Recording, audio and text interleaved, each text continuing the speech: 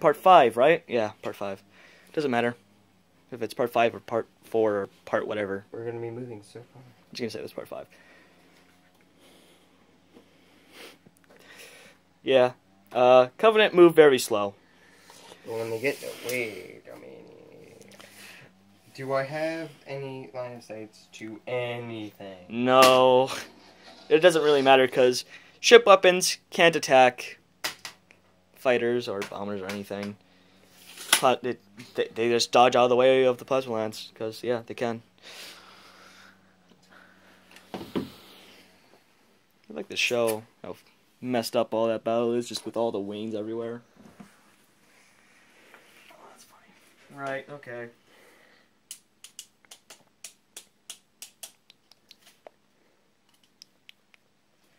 I think it's time to actively confront my friend over there. He thinks he's so cool with moving his tri-corvettes in a straight line. We're gonna see what happens, shall we? And turn you 45 degrees.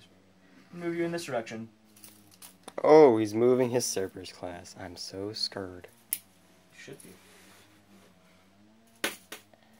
Just short. Oh, crap. But, not really. One day, we'll be within contact range. And then stuff starts to die and everything goes faster until eventually it's just the ORS is left, heavily damaged with a whole bunch of really mad UNSC guys about to kill them. If everything works out my way, which it probably won't because this is a random game. A random game. It's all luck with the dice. One wrong move and an entire battle group dies. Boom, boom, boom, boom, boom, boom.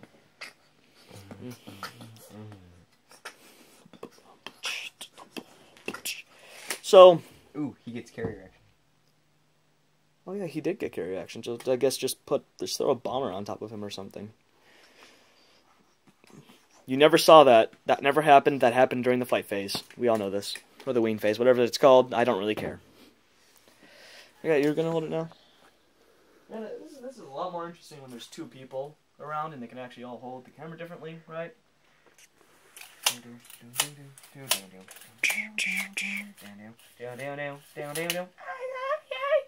That was some great singing, Connor. I know, right? Great. I have no idea what song that's from, though. I find that funny, considering that we just watched a whole bunch of stuff. I think it's time to get a little bit risky with my shield wall formation. Ooh, risky biscuits. By the way, some things we're going to see are just meant to soak up damage and just stay like that. And this is one of them. I find the shield wall is very good for soaking up damage because in a previous game we played like 2 weeks ago, right? Yes, 2. These by themselves managed to hold off. Oh, it was 1 week ago actually. About a week ago. Yeah, about a week ago. Oh, yeah. So, and these held his entire these stuff. That's the only reason why I won. Yeah, because these guys, he just kept switching them out all over the place. By one victory point. Oh, yeah. Also the tri formations, they're also extremely good. It was like more like 4 victory points. I don't know why. The tri formations are also very good at bullet spongers as well. We're gonna move my regular just a thing. I stopped his entire armada for 2 turns with just that battle group threatening him the entire time.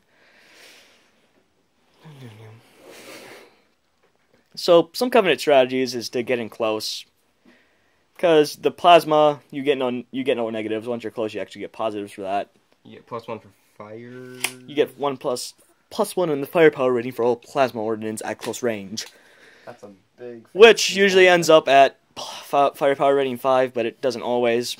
So just keep that in mind. That means you can reroll skulls. Yeah, skulls. What am I doing using this one? This one's yours. Here you go. Have this. And with this means I get to roll a total of 21 plasma cannon arrays of dice. That's just mean.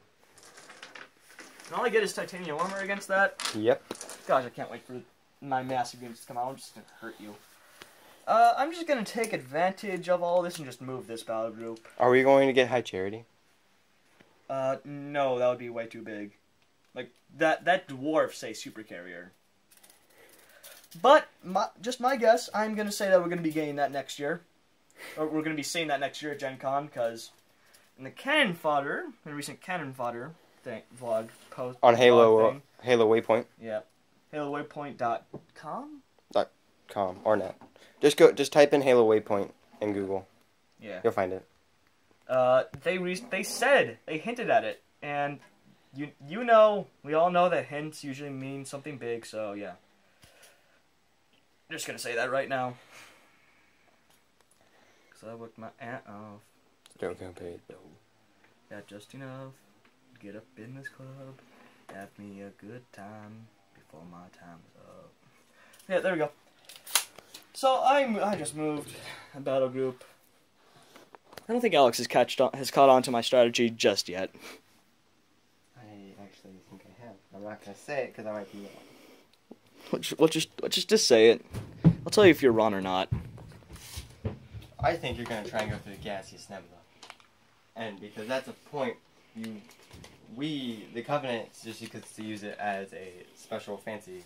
Oh yeah, their glide allows them to like basically save their lives, except this is orientated the wrong way for them.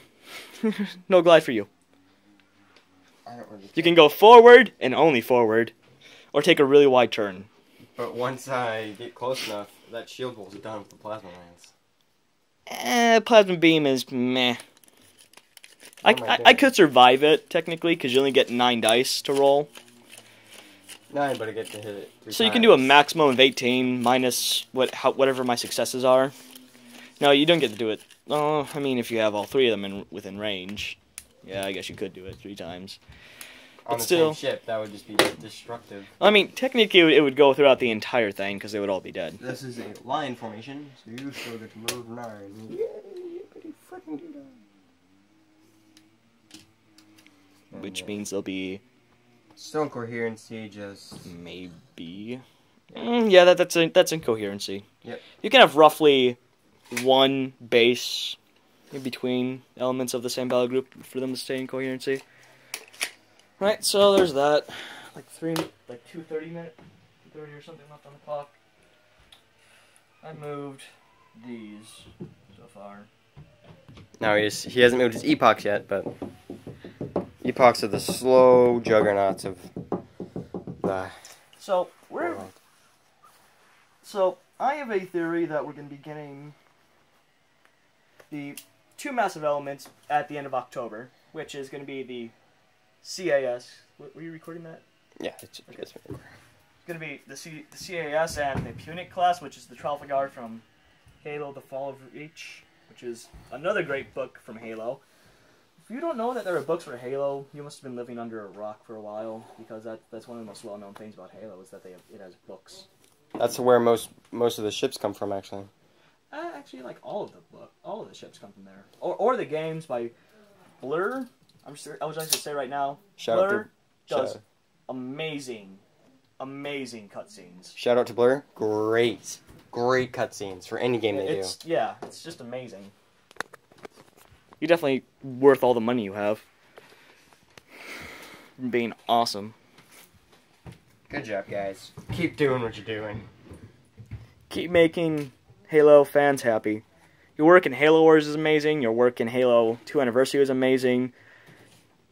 Your work on the Halo 2 trailer was amazing as well. That was pretty nice.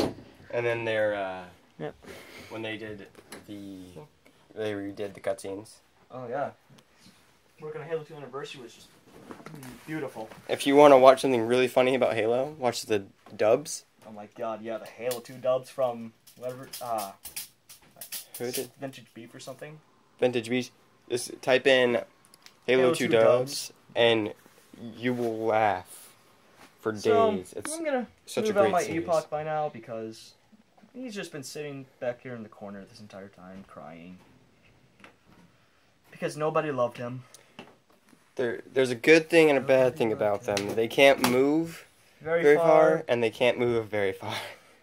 But when you have 2 of them together, they have insane missiles. They can't move very far. That's a bad thing. But Like, the missiles together is going to be 24 on these 2.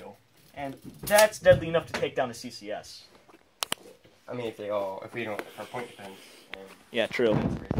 Oh, remember to like, favorite, and subscribe. This is the end of part 5. On to part 6 now.